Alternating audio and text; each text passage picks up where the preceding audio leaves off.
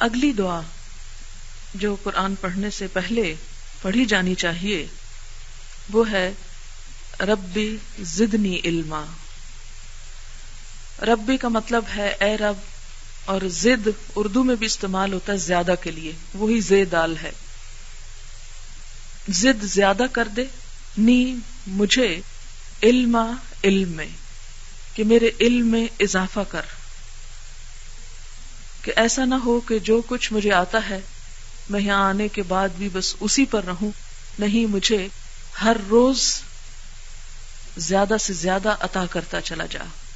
اس لیے کہ علم کی کوئی حد نہیں، علم کا کوئی کنارہ نہیں، اور دو چیزوں کا حریص ایسا ہوتا ہے کہ جن کی حرص کبھی ختم نہیں ہو سکتی.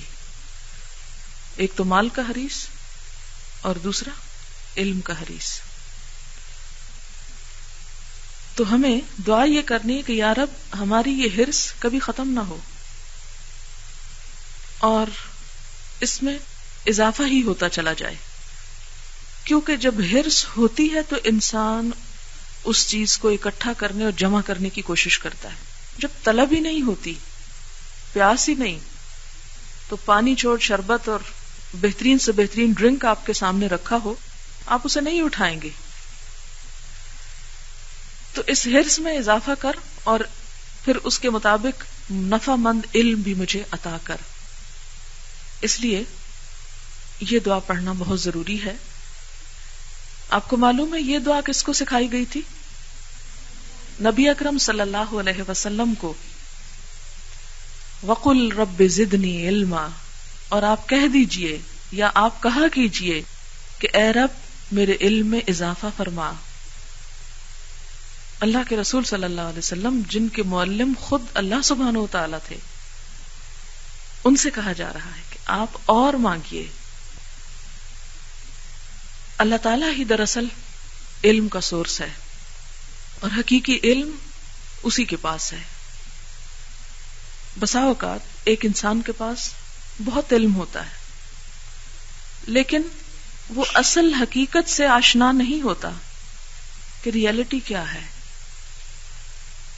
اسی لیے نبی صلی اللہ علیہ وسلم نے ایک دعا مانگی ہے، اور وہ دعا یہ ہے کہ یا رب مجھے چیزوں کو ویسا ہی دکھا جیسی وہ ہیں. ارنی حقیقت الاشیاء کما ہیا، کہ ایسا نہ ہو کہ ہم کسی شک و شبہ یا کسی ایسے کنفیوژن کا شکار ہوں کہ ہم کسی چیز کو سمجھیں کچھ اور وہ حقیقت میں کچھ اور ہو، تو وہ تو دھوکہ کھانے والی بات ہے. ایسا نہ ہو کہ ہم اپنی یہ ساری زندگی ایک فریب میں گزار کے چلے جائیں. اللہ کے بارے میں، آخرت کے بارے میں، اس دنیا کے بارے میں ہم کسی فریب کا شکار رہیں، اور جب ہماری موت ہو تو ہمارے اوپر حقیقت آشکارا ہو اور پھر ہم واپس بھی نہ لوٹ سکیں. تو اس لیے علم کی زیادتی کے ساتھ ساتھ حقیقی علم کی تمنا. اور جیسا کہ آپ جانتے ہیں کہ انسانوں کو جو علم دیا گیا ہے وہ اللہ تعالی کے علم کے مقابلے میں اتنا بھی نہیں جتنا ایک سمندر کے مقابلے میں ایک قطرہ ہوتا ہے. آپ کو یاد ہے کہ حضرت موسیٰ علیہ السلام اللہ تعالیٰ کے نبی تھے جن سے اللہ تعالیٰ نے کلام بھی کیا، اور اللہ تعالیٰ کی ان پر بڑی عنایتیں تھیں. جب ساری قوم کو جان کا خطرہ تھا تو اللہ تعالیٰ نے ان کو زندگی دی، بچایا، اور ان کے اور اپنے دشمن کے گھر میں پالنے کا انتظام کیا، اور پھر اس کے بعد ان سے کلام کیا.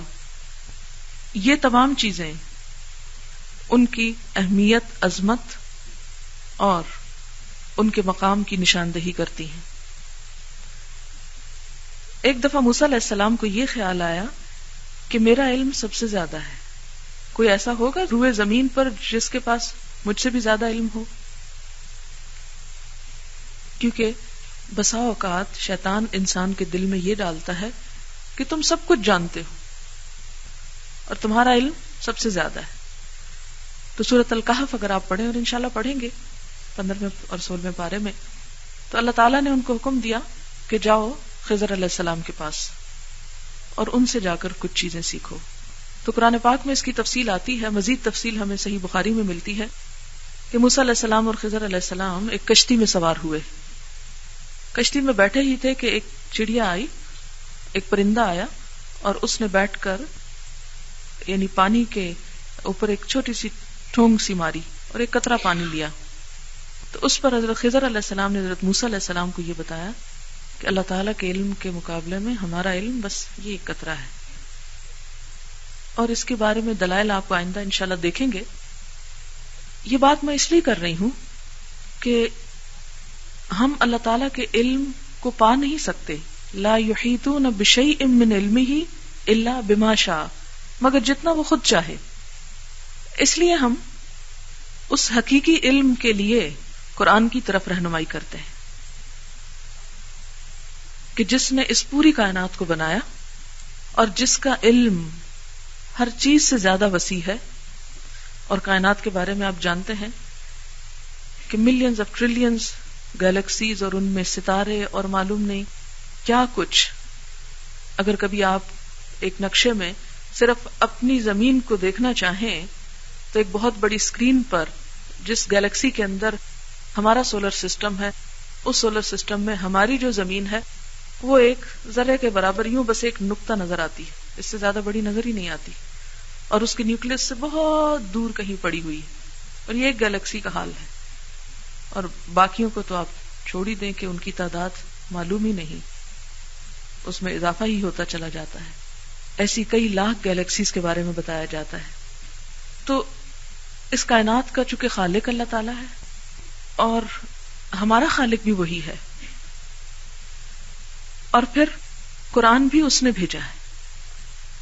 اس لیے دنیا کا کتنا بھی علم انسان کے پاس ہو، کیسا بھی کیوں نہ ہو، جب تک وہ قرآن کی طرف رجوع نہیں کرتا، قرآن سے رہنمائی حاصل نہیں کرتا، قرآن کا علم حاصل نہیں کرتا، اس وقت تک وہ جاہل ہے.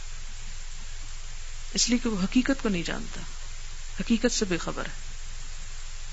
کیونکہ حقیقت کے بارے میں سب سے بڑی خبر خود اس خالق کے کائنات نے دی ہے، اور جب تک اس کی خبر ہمیں نہیں پہنچتی، جب تک ہم وہ نہیں جانتے، اس وقت تک سب جانا ہوا نہ جاننے کے برابر ہے. کیونکہ وہ سارا علم، اس کی پھر انٹرپریٹیشن ہم کسی اور ریفرنس میں کرتے ہیں. تو بہرحال یہ تو تھی اس بات کی ابتدا اور تمہید کہ ہمیں قرآن کی طرف رجوع کرنے کی ضرورت کیا ہے. اب دعا پڑھ لیجئے 3 دفعہ رب زدنی علما، شعور کے ساتھ. رب زدنی علما، رب زدنی علما، رب زدنی علما.